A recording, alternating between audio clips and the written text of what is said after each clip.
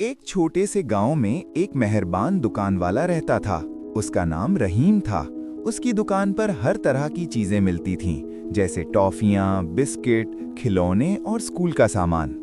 गांव के बच्चे रोज उसकी दुकान पर आते और खुशी से चीजें खरीदते। रहीम ना सिर्फ एक अच्छा दुकानदार था, बल्कि बहुत ईमानदार भी था। अगर किसी बच्चे के पास पैसे कम होते तो वो उसे उधार दे देता और कहता, जब हो तब दे देना। बच्चे उसकी इस आदत से बहुत खुश होते थे। एक दिन एक गरीब लड़का दुकान पर आया।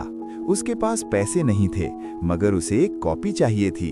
रहीम ने मुस्कुराकर उसे कॉपी दे दी और कहा, पढ़ाई बहुत जरूरी है, तुम फिक्र न करो। लड़के ने खुश होकर शुक्रिया अदा किया।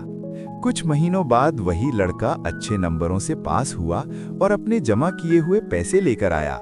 उसने रहीम को पैसे दिए और कहा, आपकी मेहरबानी से मैं पढ़ सका। रहीम ने खुश होकर उसे दुआ दी। इस दिन से गांव के सब लोग उसे और भी ज्यादा इज्जत देने लगे। सबक: नेकी और ईमानदारी हमेशा खुशियां लाती हैं।